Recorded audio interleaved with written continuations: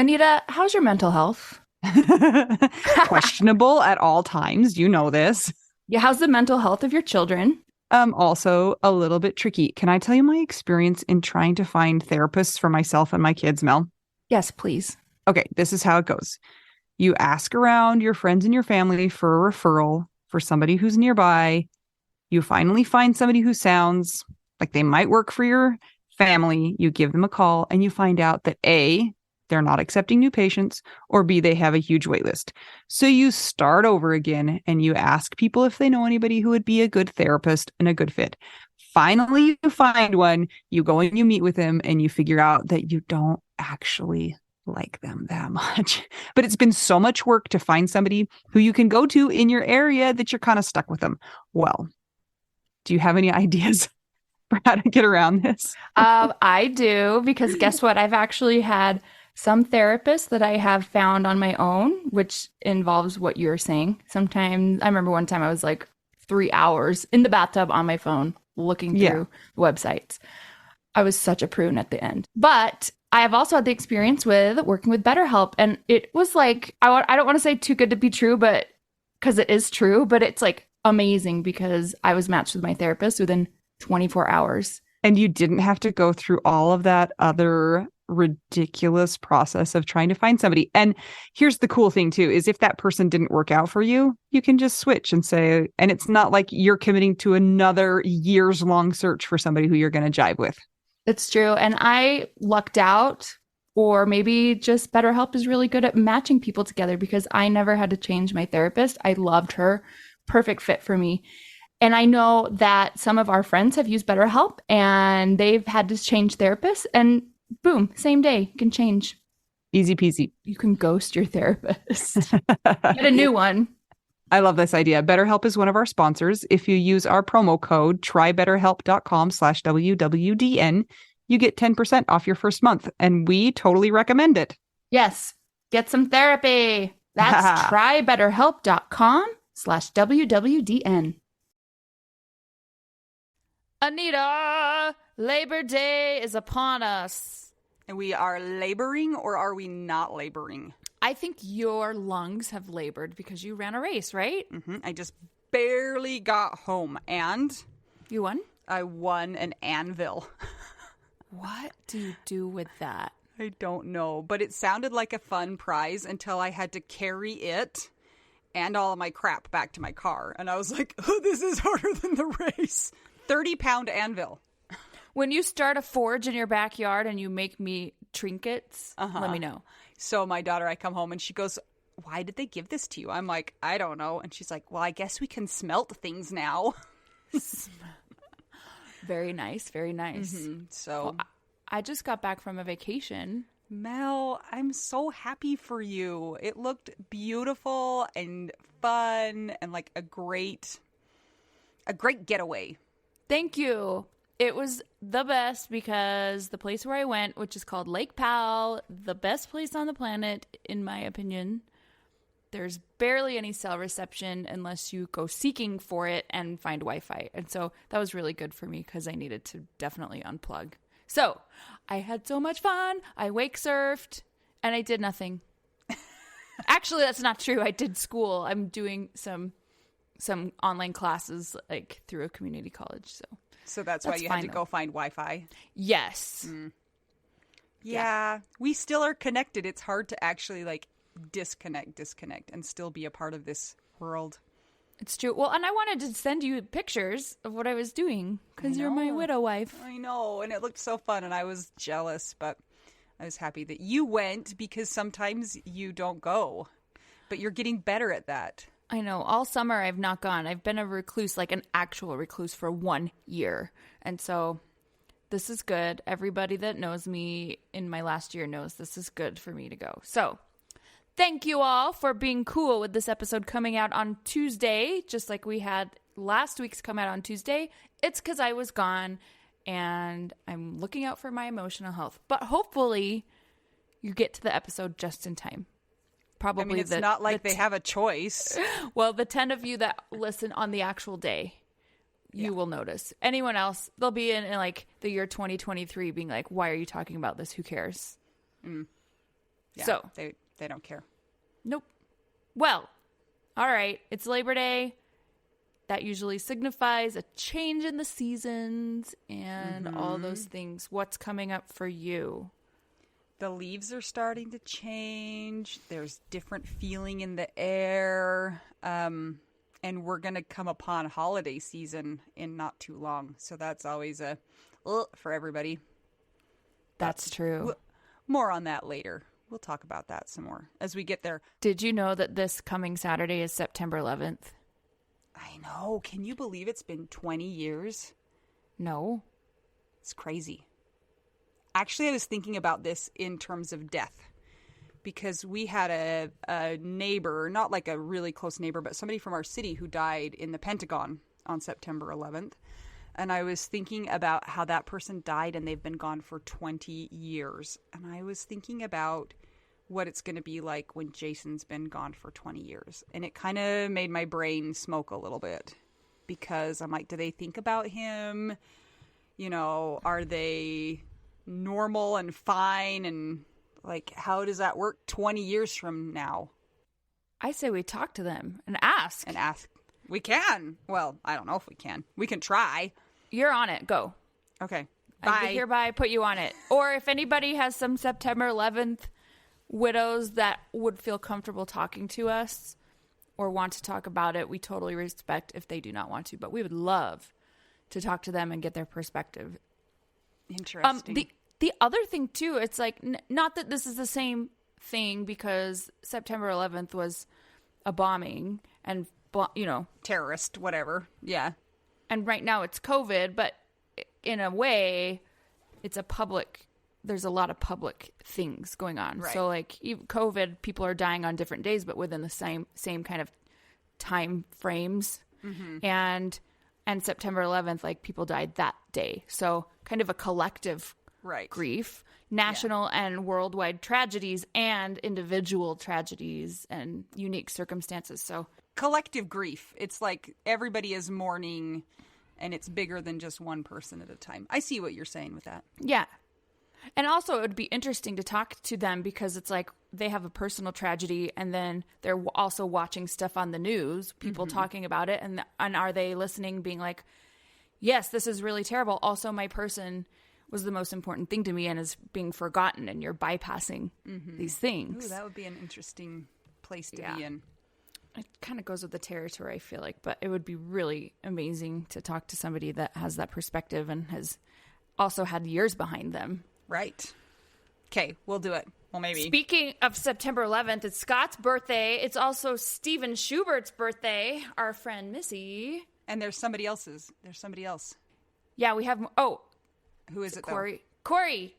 If you're listening, our friend Corey. Because, it's also my engagement anniversary. Oh, my gosh.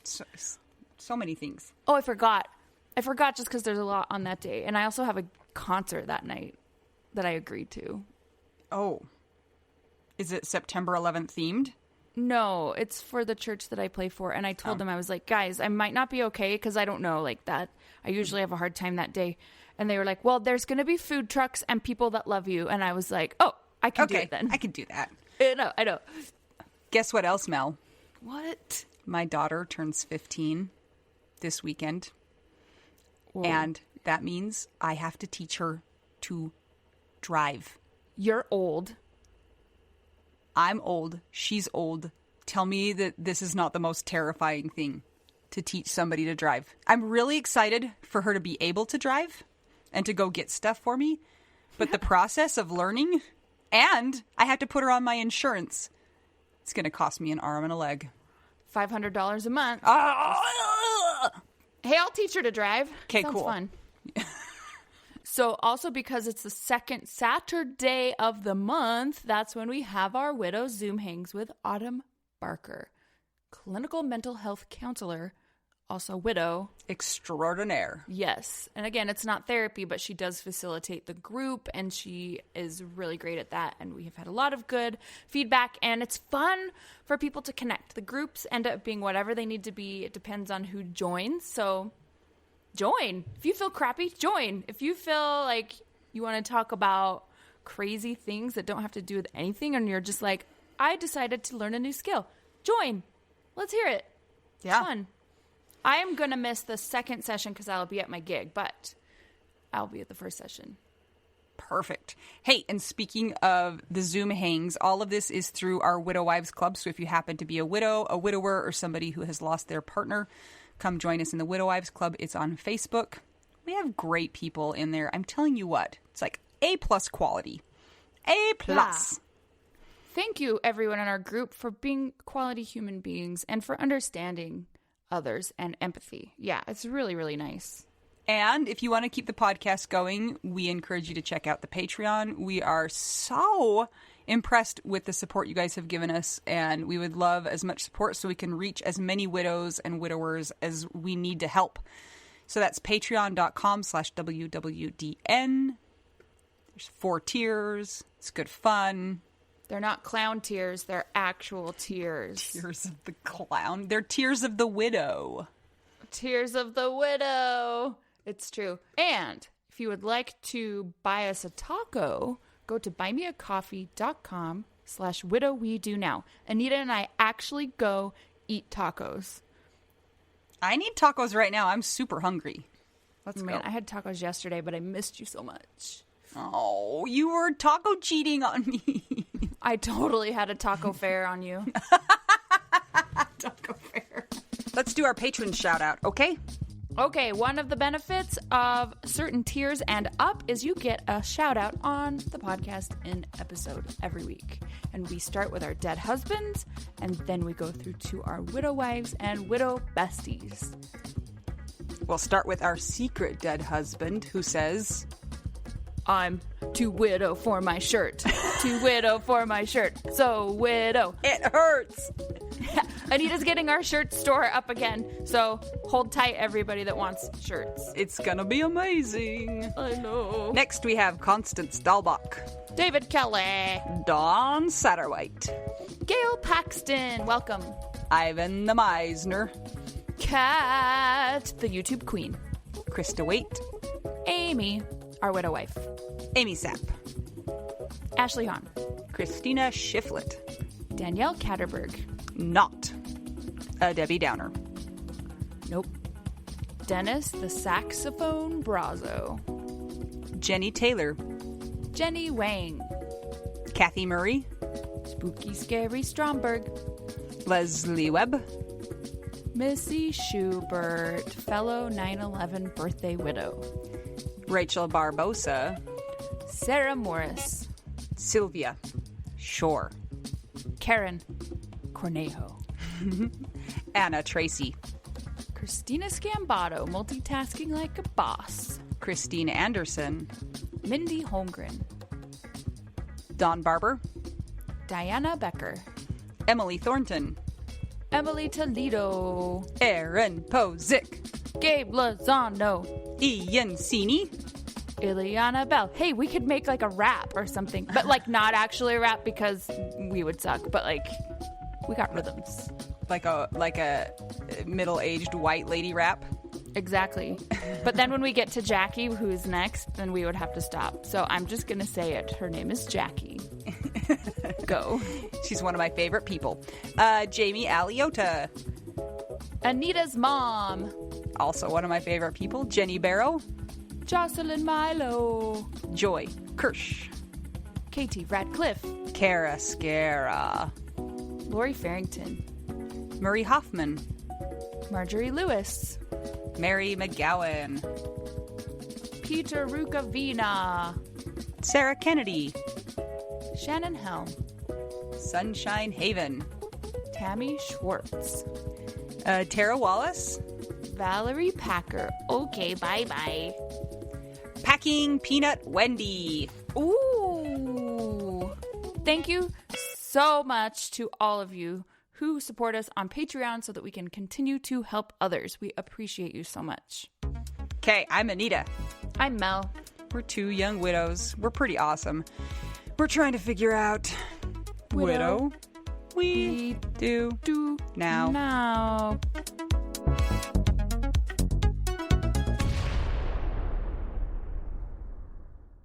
This episode is brought to you by the Misner Family Foundation in honor of Elisabeth Misner.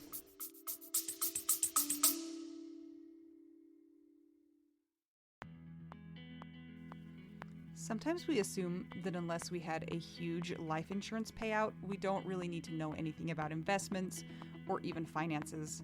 But guess what? A little knowledge of finances is critical for all of us. Maybe your partner was in charge of that stuff, and now you find yourself making all the decisions. Maybe you're mad about that. Maybe I am. Nicole from the He's Gone But the Money's Not podcast is here to help. She tackles financial literacy by telling the stories of women and widows and finance experts and shares the lessons they've learned as certified financial planners. Whether you know a lot and feel confident in your financial decisions or feel unsure about all of that stuff, there is more to learn. Listen and subscribe to the He's Gone But the Money's Not podcast on all podcast platforms. This ad was paid for by Rockhouse Financial, an SEC registered investment advisor.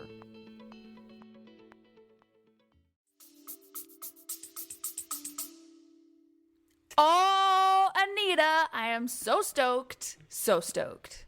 Me too. Today we have as our guest somebody that just seems to exude joy and happiness, even though he's been through the worst of the worst experiences that anybody can sign up for or not sign up for, be a part of, experience, Get thrown into. Yes. We have with us Bryan Martin, who heretofore we only knew as Sea Lion Bryan. Hi.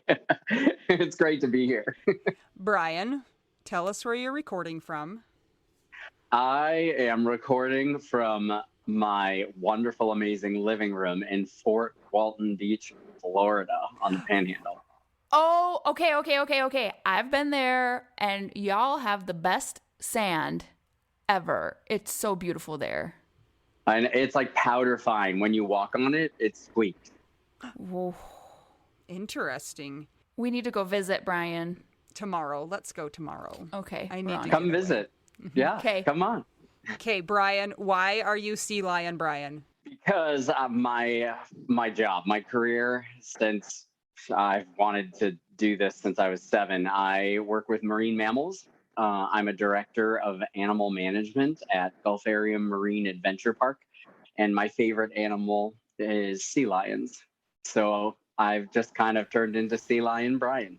You're living the dream. Did you choose the sea lion because it rhymed with Bryan? Were you like, dolphin Bryan doesn't work, otter Bryan, no, sea lion's only way to go? Otter Bryan that means something different in the gay world, I think. But Shoot, I don't know that. I won't say any more words. Bear. A bear, otter, cub, yeah, all the things. But yeah, I thought I was always gonna work with dolphins when I was younger, right? Because everyone was like, "Oh my gosh!" And the aquarium that was close to my college, I went to college in Salem, Massachusetts, so with the witches, which was super fun. The aquarium that was close, they didn't have dolphins. They had seals, sea lions, and penguins and otters.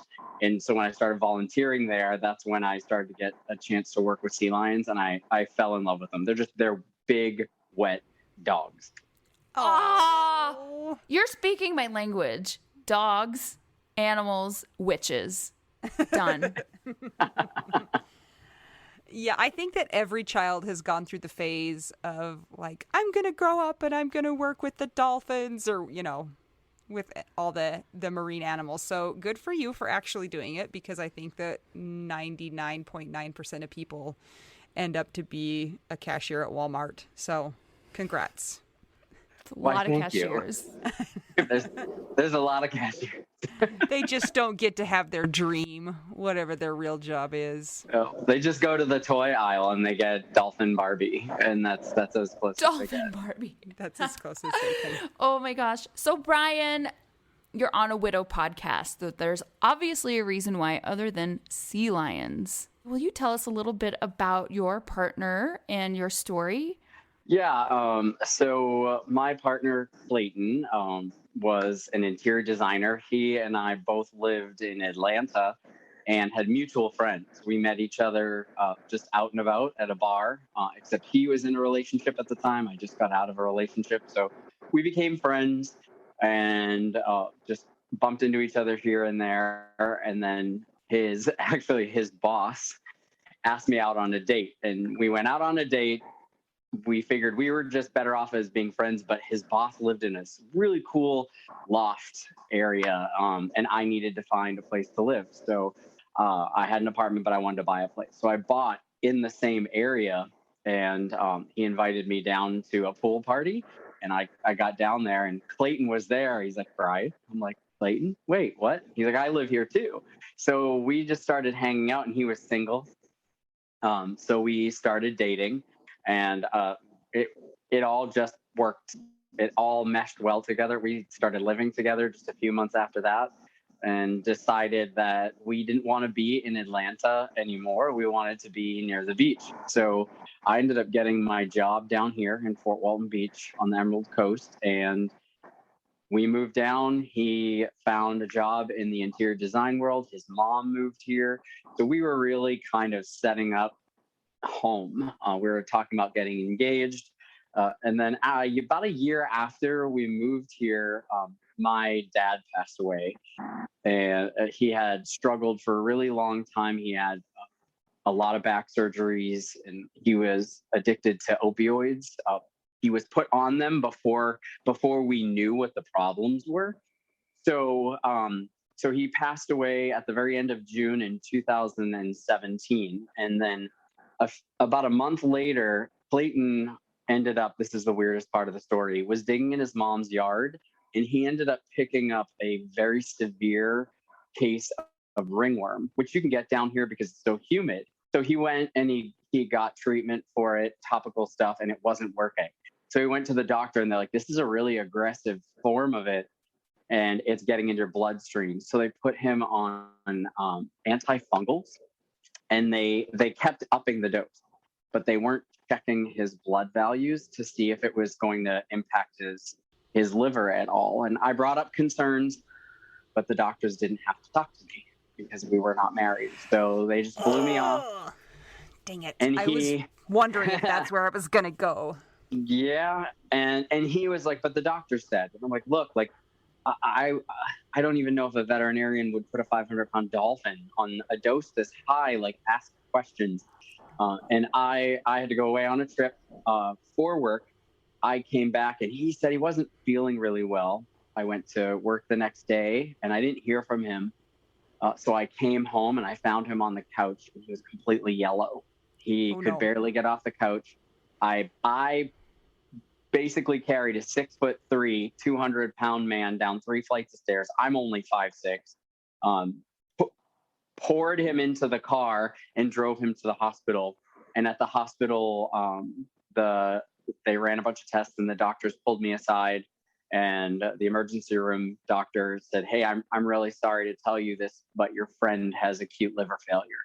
There's nothing that we can do. It's going to be about 8 months. That's about as much time as I think you're going to get." And I said, "Well, thank you. He's not my friend. He's my partner. Like, we're planning on getting married."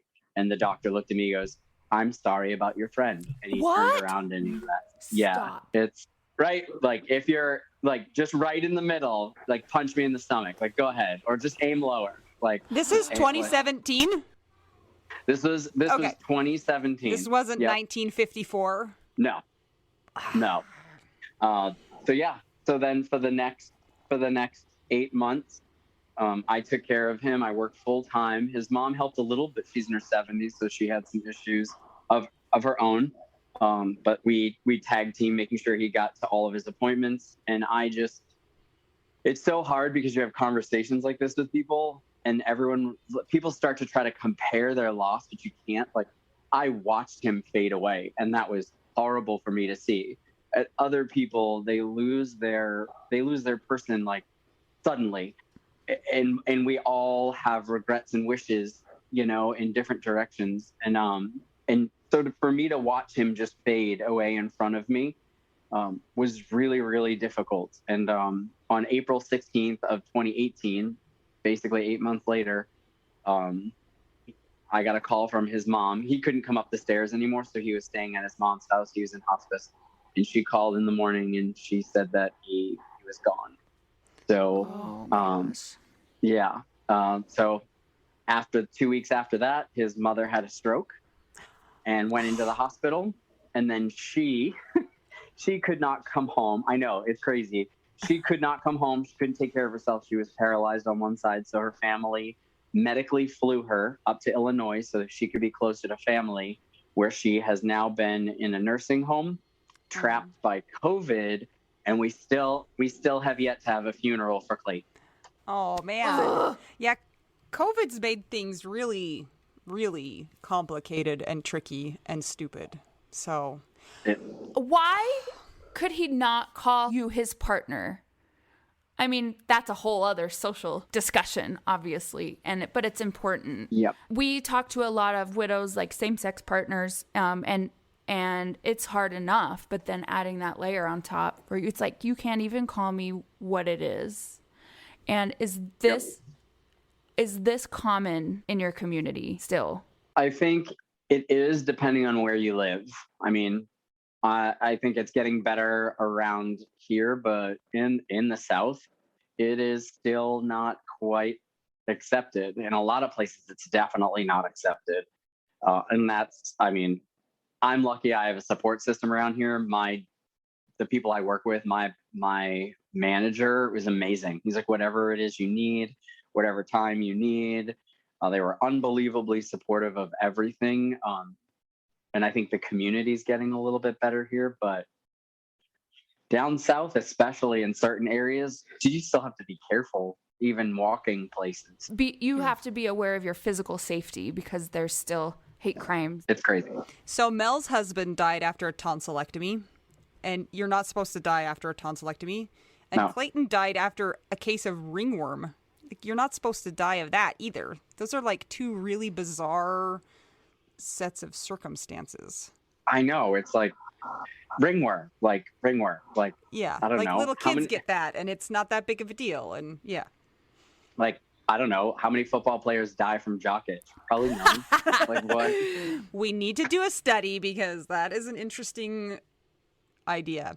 But it does suck that you weren't able to be a part of that decision-making process and question what was going on. As soon as I questioned them after a couple of hospitalizations, there was one doctor that was really rude to him, and actually walked in the room and was like, "So you like to drink, huh?" What? Oh, Meaning yeah. alcohol. Yeah. Oh yeah, it was a doozy. It was a doozy. I was like, I'm gonna have a drink after this because I'm gonna need it. And I immediately cut him off, and I was like, look, this is what he had, and this is the dose that he had it at. And I had all his medications down, and I was spitting out stuff that I just know from working with animals and veterinarians for so long. And the doctor stopped and he said, "What do you do for a living?" And I told him, and he goes, "Okay." He's like, I'm gonna speak to Clayton now. That was it. Like, he immediately knew I knew more than I probably should have, and he didn't have to speak to me. It was unbelievable. So do you guys have plans for funeral services, or is that still just all up in the air? That is all up in the air, unfortunately.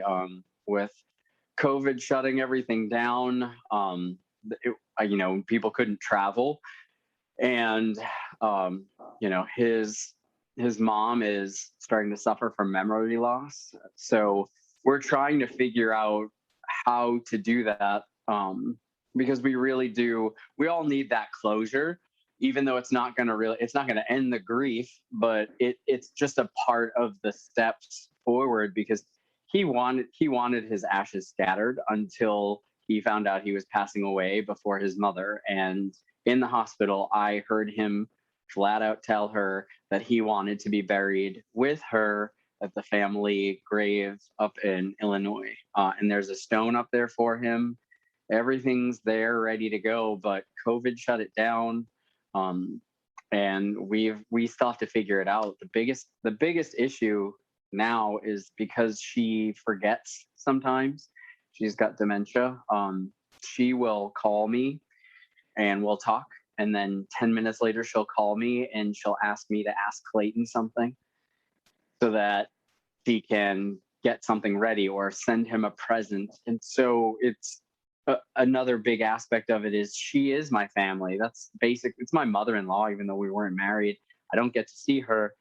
But also, I don't want to be the trigger. I don't want to be the one that always has to remind her that he's gone when she forgets. So it's quite a mess. I feel like that's like you having to rip the Band-Aid off over and over and over again. And you can't blame her. She doesn't know, but it's like, oh, I have to keep reminding you that's, this is where we are. This is our circumstances. Oh, that's really hard. So we've talked to widows who are not married, and sometimes they don't get the same sort of respect from those around them, like in-laws and things like that. When their person dies, it's like, nope, we're in charge of the funeral. We're in charge of all of this stuff because you didn't have the paper, you weren't married. Have you had experiences like that? One with your in-laws. It sounds like they were pretty supportive of your relationship and saw you as, like his and he was yours. What about other people within your circle? It's a great question, especially since my community, we've only recently really been allowed to get married. So for some of us, it was a big deal to run out and get married. And for some of us, we're like, well, this is the way we've always been. We know we care about each other. We don't need a piece of paper.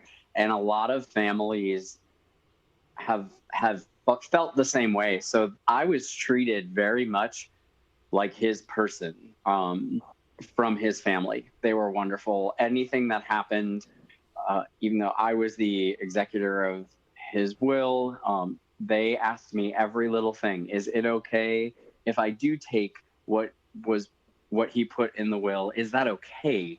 Like, we don't want to take furniture out of your house, especially if it just happened. Like, they're very, very respectful. Some of them, I think, left stuff here because they didn't really want it. Could they just... So they were being respectful, in quotations. They could not appreciate your taste. Yes. So, yeah, everybody really just basically considered us husbands without having that. They were excited for us to go through the whole thing because they just wanted the celebration, probably to just free drinks. I don't know, but yeah, I think in all of our friends were the exact same way. I think what I find the most is people who now hear my story, and I've heard this from other widows too. It's always a question that people want to know, and I don't think that it's necessary unless it's somebody who's a complete jerk and doesn't. I.e. the doctor at the hospital. Exactly. You're picking up what I'm putting down. Yeah. If it's a situation like that, that's one thing. But I think a lot of people just want to really wrap their brain around what happened. And they, in many cases, can't understand having that partnership without having that paper and the wedding and like all the things Disney tells you. And I have gotten lots of questions, which at first I gave people a little bit of grace, but now that I share my blog, I still have people ask, and they're like, "Oh, were you married? Or were you just partners?" It's the just. That right there, it belittles everything. And I've gone from being understanding that people just don't get it to I just flat out call them out on it. And I think that's where I get it the most now. But his family, both of our families are just absolutely wonderful. We need to import your in-laws for some of our other friends and widow buddies because we have some real fun in-law stories. It's so hard though because legally speaking, for same-sex and heterosexual couples, the marriage certificate gives you protections and gives you consideration, like you were talking about before, when you're going through that medical, especially through the medical model. And so that's really hard when you are excluded from all of that. because of the piece of paper. It has nothing to do with your commitment to one another or how much you love each other or how, you know, you want to spend your life. It's just like, well, we need that paper. Yeah. And even if you needed to get it investigated, you would not be able to get something medically investigated unless you got it from your mother-in-law. And now she's like not able. You know what I mean? It's like so many things. There's just so many things. I wasn't on his bank account. That was just not a thing. So to close his account and give his mother the money to pay for his cremation, like there were all these things that I had to go through, the loopholes in the court system and prove, and the check has to get written directly to his mother. They couldn't hand it to me. Like it literally, they don't teach you when you're a kid that this could happen and you need to have all your ducks in a row. And I think it's a very important thing that people should learn early on. But it's amazing the grief that comes with grief, because people put you through grief. Yeah. There needs to be a that. class. We talk about this sometimes. We're like, was this class in high school that taught you about insurance, how to buy a car, and death, wills, all this stuff. It's so true. I wish I had known. Yeah, it's amazing. It's amazing that like a marriage license, basically a tree that's been cut down, smushed with chemicals, and then written on with ink, has more to say than me as a human being. Like, how's that for a paper cut? Oh, that was a good one. So good. So Nailed you it. started a blog, and was this after Clayton passed away? So that all started with him being sick and me sharing a little bit about it on Facebook. And people would message me and be like, oh, is he better now? Oh, is he okay? Oh, he must be getting better now. And I was like, no, he's not getting better now. And he didn't want me to share photos for a while. And I was telling people on Facebook, hey, this is what happened. Like it would be my posts. He was in the emergency room. I brought him home. He's stable. I was just trying to give updates because I can't call everybody. And I just kept getting, we'll come and visit him. And I'm like, you need to come now. Oh, we'll come in 2 months. I'm like, I don't think you have 2 months. Well, you know, and finally I said, Clayton, I love you. And I know that you don't want people to see how you look right now, because he lost so much weight. And you could just tell he was so sick. And I was like, I need help. I need your friends to show up because you're sad and lonely and you miss people. And I can't do all of this because you have relationships with those people and you want to see them before you go. And he gave in and he let me post pictures. So I started posting pictures with basically, hey, heads up, this is not easy to see. And the messages that started coming through, the reality set in. And I was like, why do I have to be the one that sets the example for everybody else to take this seriously? And he had friends come in and they walked in, said hi, and they're like, I'll be right back. I have to go to the bathroom. And they leave the hospital room and start crying in the hallway. And they're like, how do you even deal with this? I'm like, I have to. So I was putting that on Facebook. And then when he passed away, one of my really close friends, Jenny Sellers, she works for Soaring Spirits International, Widowed Support, which is an amazing organization. Jenny's fiance, Cole, had passed away in a scuba diving accident. And I was friends with Cole. And Jenny reached out to me and said, I don't want to pressure you. I know there's a lot going on. When you need to talk, let me know. But your writing comes off so beautifully that you missed him so much now. We really want to talk to you. Michelle, who created Soaring Spirits, would love to have a phone call with you. So I got on the phone with her and she just said, look, we want to represent every community. Your Facebook posts are beautiful in how you write them. Would you please consider once a week writing for us as the person who represents the LGBTQ plus community that's widowed? And for a hot minute, I said, I don't think I can do it. And then I turned around and said, I think I need to. I have to get this out of my system. We didn't have a big opportunity to make a lot of friends. We had just moved here. We'd only been here for a year, new jobs. His mom moved here.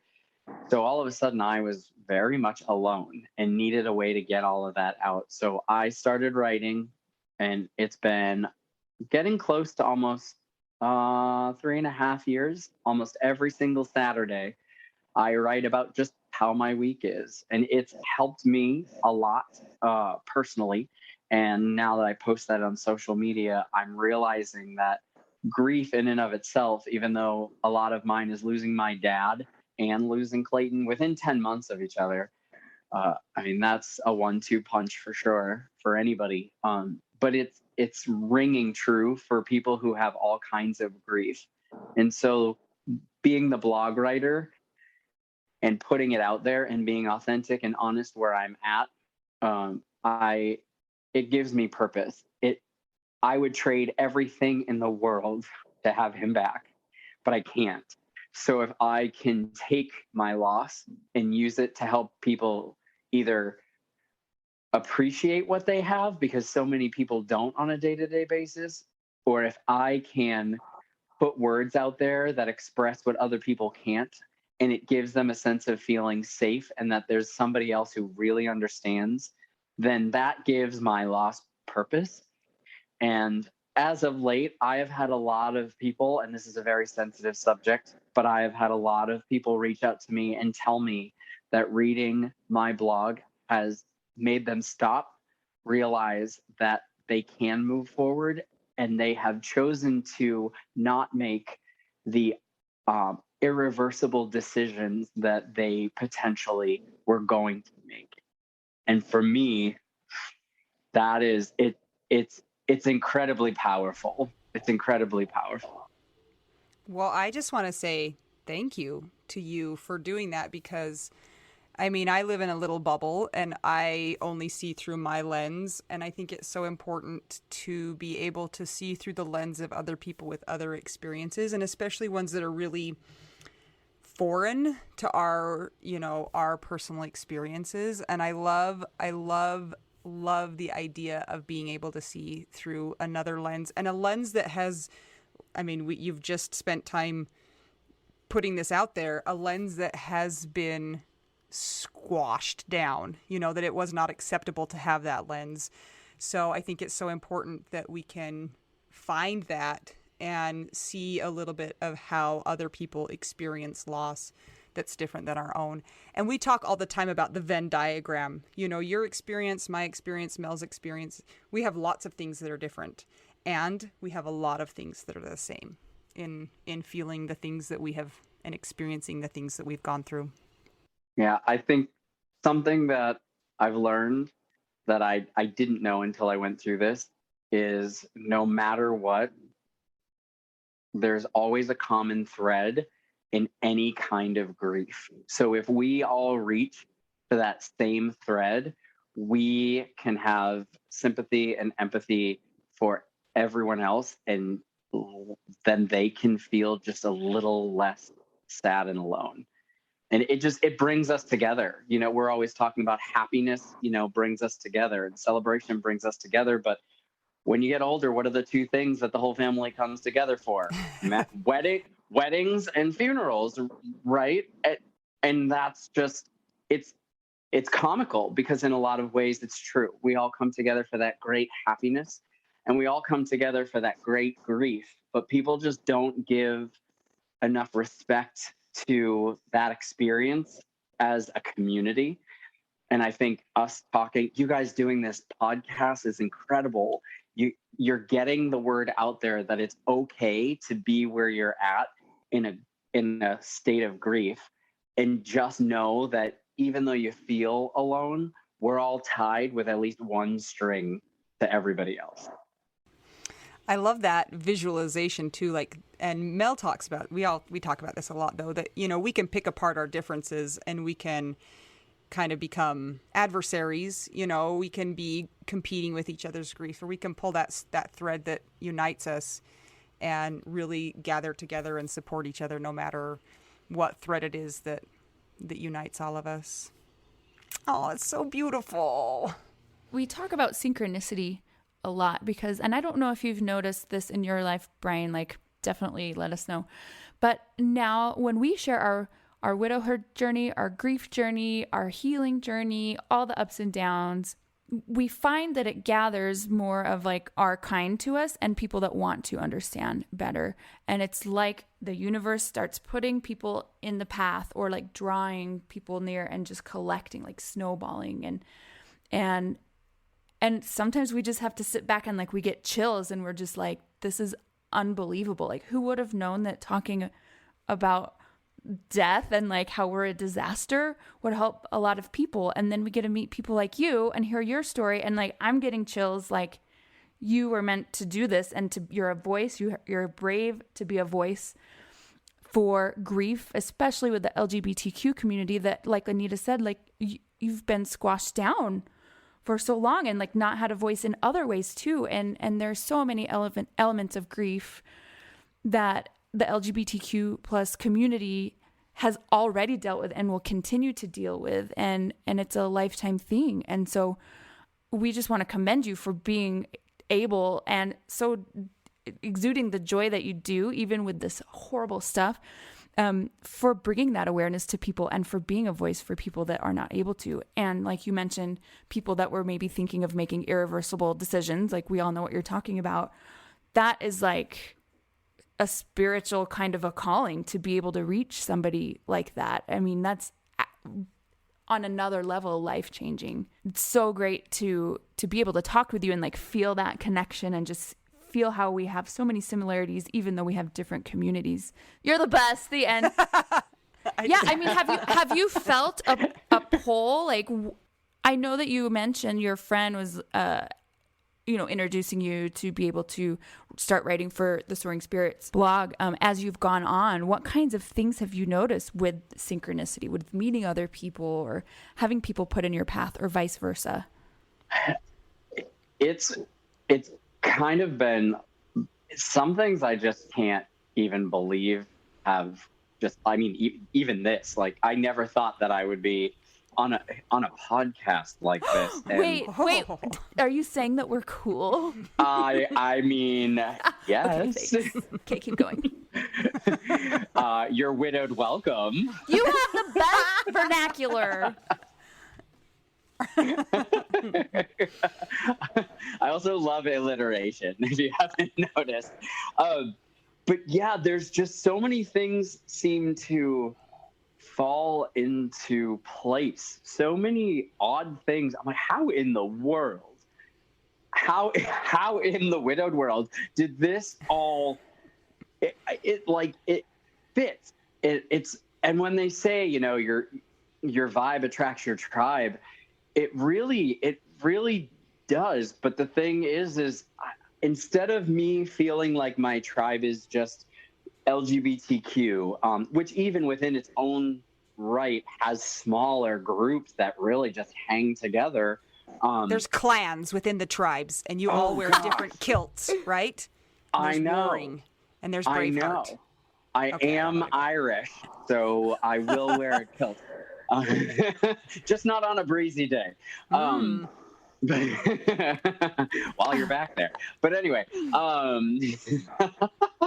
but yeah, it just so many things have really popped up, and I think I experience, and because I share it so much, I'm calling people out on when they say they include everybody, but then they don't. Like, it is really difficult for widowed people to decide to date again, let alone go ahead and date again. But then you're starting to ask around and meet people, and then all of a sudden you have that giant W on your forehead, right? Like it's a scarlet letter, and people are instantly like, you're broken, you're a mess, I can't fix you. And I'm like, I think the fact that you said that means you're broken and a mess, and I don't want to fix you. It's something I've called my community out on, because, they say love is love. And then in so many ways, it can be really very fleeting and very fake. But I have realized that these things keep coming up and these discussions keep popping up around me. And I'm like, I have to talk about that. I have had times where randomly, and it could be straight, gay, whatever, people have mentioned the same exact topic, and it might have been something I thought about writing about, and I'm like, I don't know about that. And boom, then somebody says something. And later that week, somebody says something. And then again, and then I watch the news and there it is. And I'm like, I have to talk about this. But from this perspective, because I got to get everybody in the same room. And it's incredible the synchronicities that occur and just start showing up left and right, where you feel like everything is so wrong when your person dies and nothing will ever make sense. And then all of a sudden you're like, if are the stars aligned? Is Mars in retrograde? Why does everything feel like it's so right when I emotionally and grief-wise feel like it is just so not fair? It's this really weird, you're like, am I bipolar? No, I'm just feeling all of these things. And that's where I gravitate towards the happy and the joy. I'm like, I must be doing something that's going to help other people. And I'll see him again. I just don't get to see him on my timeline. And so I start to tell myself that more and more. And this came up in a conversation I had the other day with a really good friend whose son just died. And we were talking back and forth. And she said, your grief and your blog really, it brings so many people together. She's like, my son passed away and I went back and I read your blog, and I've read them a little bit, but now I read them and I feel like you get me. And of course, that's a very different loss. She's like, you just seem to bring people with you. And I admitted to her right then and there that in some ways I feel like me doing this is helping collect people. So you've just hit on 3 things that happened to us too. The thing where you said that, you start thinking about something and then people start popping up talking about the same things. That has happened to us so many times, and we call it synchronized swimming. So we'll send each other a text and we'll say synchronized swimming, which they changed to artistic swimming. So I don't know what we're going to do now. And then we've got the duality of grief, where you feel this great joy and also this decimation at the same time. And I don't think that before you experience that, you can really understand how you can be feeling 2 very different polar opposites at the same time.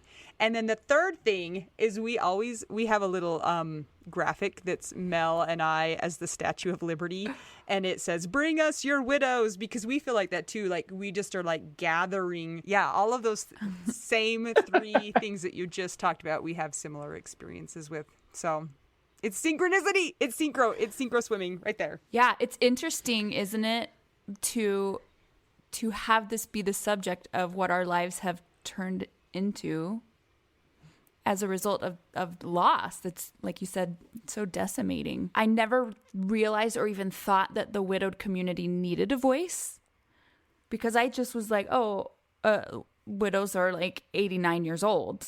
That's it. I don't even know why I didn't think of it until I became a widow. And then I was just like, this is mind-blowing how people don't take things seriously, or they don't understand grief. And I'd been around a lot of death as a kid, but not like a partner loss and not a parent loss. So like my nuclear family is still alive. And so I was like, oh yeah, like I know how to handle death. Like I'll need to take like a week off and then I'll like be back to normal. And it's just not that way with this stuff. And I don't think that any of us, when we started these things, and I'm totally speaking for you, Bryan, so you can tell me if I'm wrong, any of us realized just how important these conversations would be and how unprepared so many people are for grief and for death. What do you guys think? Absolutely. Like you don't realize it at all. And it's funny that you said, the word widow, like men are called widowers, and I hate that because it sounds like I did it. It's the worst term ever, because like we don't already carry guilt that we're still alive and they aren't. Now you're gonna call me a widower, like I'm the one that did it. Like it was Bryan with the candlestick in like the living room in the conservatory. Yes. In the right? Like what is, like, why is that even who decided on that word? But it was probably somebody that never had to go through it. And it is funny because you don't ever talk about it. When you're younger, obviously, nature in and of itself, if it's following a normal course, whatever normal is at this stage, but older people usually pass away first. So you see your great grandparents, your grandparents. It makes sense in a lot of ways, even though you're younger, but you never think that it's going to be reversed. You never think that if you have a child, you're going to outlive your child.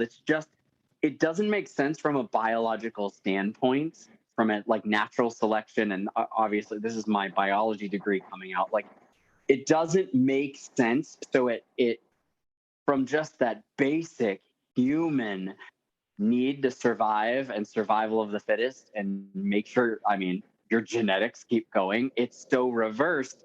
So you only ever think of that super old woman up on the top of the roof in all black, looking horrible, lightning in the background. Wait. But that's me right now. What are you talking about? Right. Well, right. She's like looking out over the ocean, hoping the sailor will come back, but she knows that the ship has sunk. Like, it just, and it's funny because sometimes I'm like, it would be hilarious if I just went to like a beach house and put myself in all like a black gown and just took a photo up there. It would just be hilarious that here I am.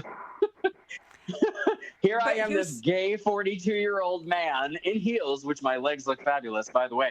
But in the scene, and how absurd, because it would really show everybody that what is up in their head is not reality. I should go to that. Okay, are you going to wear the fascinator? That's my question.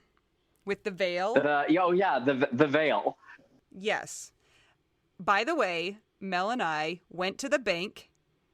We went to the bank in full widow once to open our bank account for the podcast. Black widow hats, gloves, like lace hankies. We have it on YouTube. We went in a business outfit with sequins, and then we went with, what was it, my gig outfit. So we looked like we were in a 70s band. We're like, this is not working. Yeah. We're going to go in full widow. It was epic. Okay. Yeah. Are you going to Camp Widow in San Diego? Maybe. Unfortunately, this year I can't. Because of work, I can't. The Sea Lions need him. You guys, because we could have all dressed up together. I know. Okay, we'll just have to come to Fort Walton Beach. Oh, please. Okay. Mm-hmm. We'll bring our widow hats. Oh, my God. We'll make it like we'll have like a big, we need a word for it, like widowette party instead of bachelorette party. I'm there. Oh, my gosh. So you guys have touched on something that I say all the time, and I use this power mostly for good, but every once in a while, our loss is literally a superpower. Yes. Mm-hmm. It's a grief gift, and it's funny that you hear synchronicity. It's funny because so many people just it holds them down when in reality they can turn it around and use it. And like, the people listening don't see all the hand gestures. Like I look like a Power Ranger right now. Or a Care Bear. Care Bear stare. Care Bear stare. I love Care Bear stare. the gloomy, the cloudy one, like widow. The grief bear. Grief bear. Grief bear. I have up right with me a Care Bear onesie. Can we all please go to Build-A-Bear together and make grief bears? Stop it. Listen, I'm not even kidding. Yes. Also, hashtag and at them in this. Like, tag them in this. Because they're like, oh my what gosh. is going on You're changing here? my life in so many ways today, Bryan. I'm sorry, I cut you off. I get really excited about Care Bears. Keep going. That's fun. It's okay. I love it. I love all of this. Superpower. Okay, superpower. Grief is your superpower. Yes. Superpower. Yes. Right? You just, like, you guys talking about going into the bank. You're walking in there in full, like, this is what happened, and we're showing up in it. Everyone in the room is going to back off. And you're like, that's exactly what I wanted. Yes, it's true. We have shirts that say, be nice, my husband is dead. We have all sorts of fun. We use this power. to our advantage. Oh, when you throw jokes out there and they're like, what did you just, you're laughing at that? Mhm. Like, oh, yeah, it's hilarious. Clayton would have been cracking up. Like if he really could laugh right now, he'd break his urn. Just like that. Bam. So on your Instagram, on your TikTok, there's a lot of dancing. There's a lot of just like smiling, happy, really positive energy. Do you find that people assume that you're fine, that everything's fine, that you're over the loss of Clayton because you have this very positive persona? That is a great question that has a few different parts to it. I post a lot of dance videos because dancing, it just makes me happy. I got to do something. You know, some people like horseback riding. Some people like jumping out of a plane. I just like to dance. So I like licorice. That's what I mean, if you don't like licorice, you're a little weird. You're a little weird if you don't like licorice. It's true. But after Clayton died, I just switched to black licorice, right? 'Cause that's all we're allowed to have is dad candy. I love black licorice, though. I love it. So yeah, I have had people, but I share a little bit of what happened in everything that I do. If I'm going to show up, I'm going to show up in every aspect of me. So I have made TikToks where I have, said what happened, and people just, they're mind blown. They're like, wait a minute, you have gone through this, but I've been watching all of your dance videos. And the thing is they end up respecting me more because I can get out there and say, look, some days I have really tough days and that's normal. I'm allowed to, but I'm also not going to just sit and wallow in that.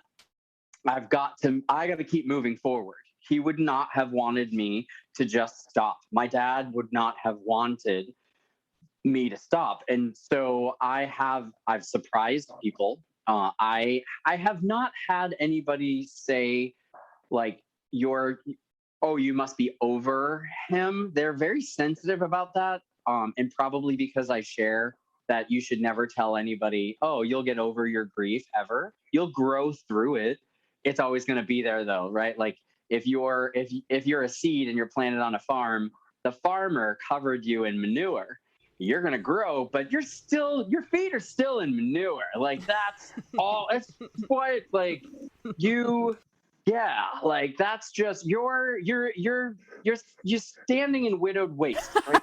So it's always going to be there. Here's the one thing that really upset me was somebody said to me, and I give people the benefit of the doubt because they don't think he meant it the way that he did, reached out and he said, hey, I'm concerned that you're so happy. And I said, what do you mean I have my tough days? And he said, yes, but Robin Williams was so happy. And I was I was not expecting that. And he's like, and it went down this whole line. One of my vlogs, I think the title of it was Tears of a Clown.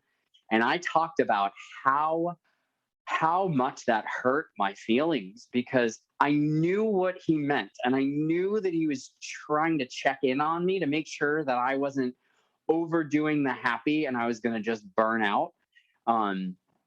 And head down a road like that.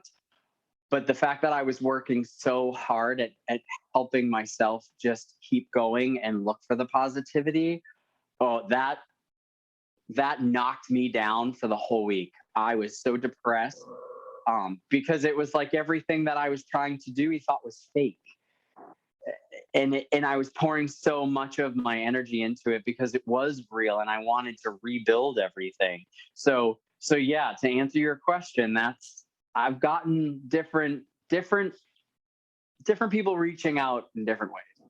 We all have our time, like before the death and then after the death, like our timeline, our reference to time changes. Have you noticed a difference in what joy felt like before Clayton died versus after he died? Like, did it change colors or hues, or is it a richer joy now?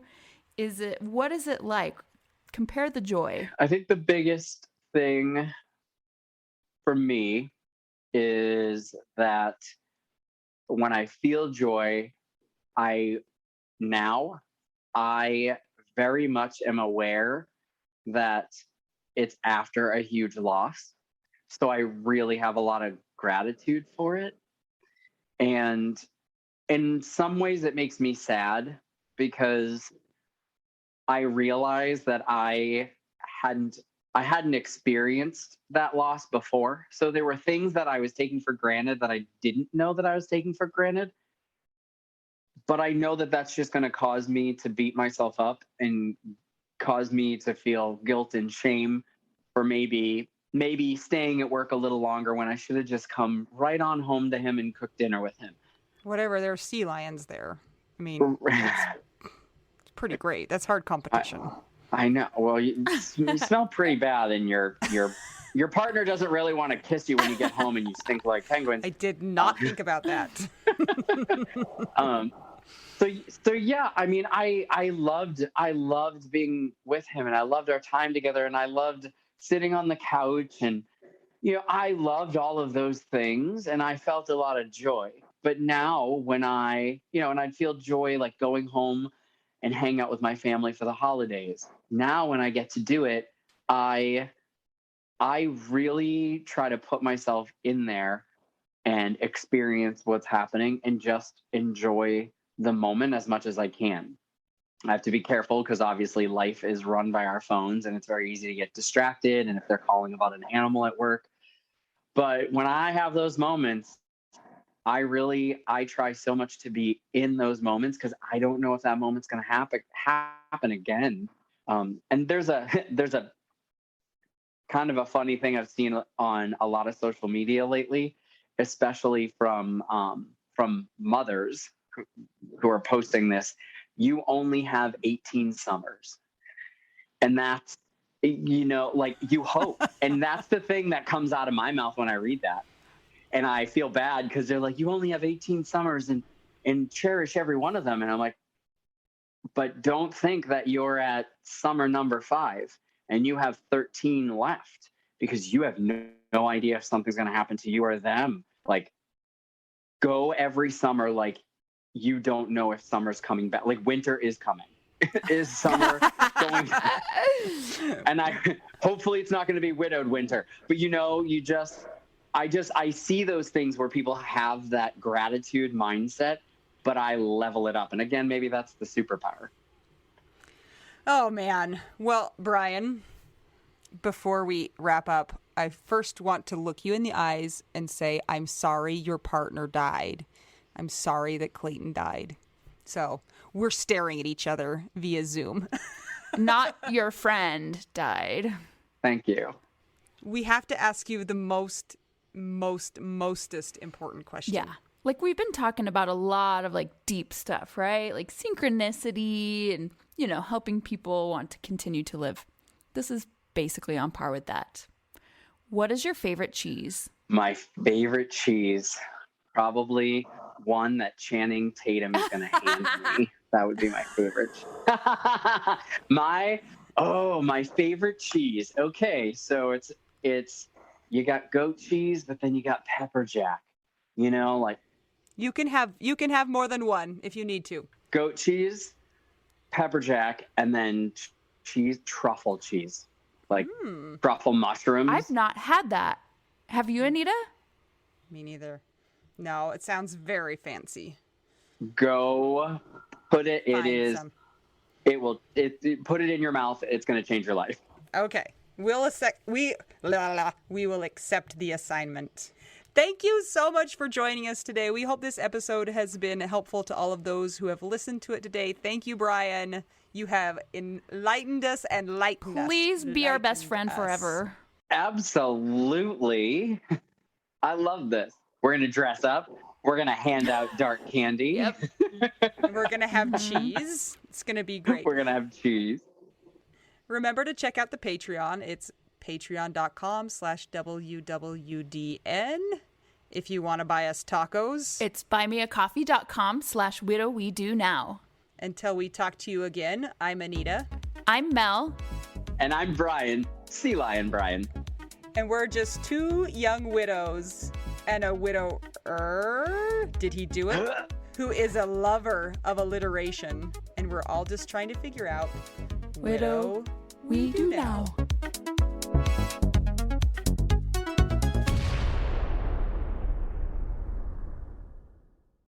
This is my favorite thing to discuss with you. Tell me, what is it? One of my favorite things. I do enjoy tacos and cheese and dogs. This is about how you cannot pay hundreds and hundreds of dollars for a phone plan, especially when you're a widow, your person is dead, you might have kids, you might need another option, and you just want your phone to work, you want unlimited texting and service, and you want it to be like $25 a month. It blows my mind that they have plans that start at $15 a month. That is so cheap. And the cool thing is it uses other 5G networks, and so you don't have to pay extra for that, and you still get great service. Yep, Anita and I have traveled all over, and I have used my phone. So I highly recommend it, and my mom's even on it. When my dad died, we put his phone down to the cheapest plan, which is $15 a month. And I think my mom's on the $20 a month plan, and it's so worth it. It's so much cheaper than what we were all paying before. So I highly recommend it if you're on a budget or not. Who cares? Ryan Reynolds is in charge of the company, and they send you free stickers with Ryan Reynolds temporary tattoos. It's kind of the best. So if somebody wants to sign up, what can they do, Anita? Go to trymintmobile.com/WWDN. Seriously, you guys. Such a great idea. Save yourself some money. And if you're worried about losing data or having any changes with your phone, not going to happen. They walk you through it. Everything's fine. It's the easiest process of all time. Again, that's trymintmobile.com/WWDN.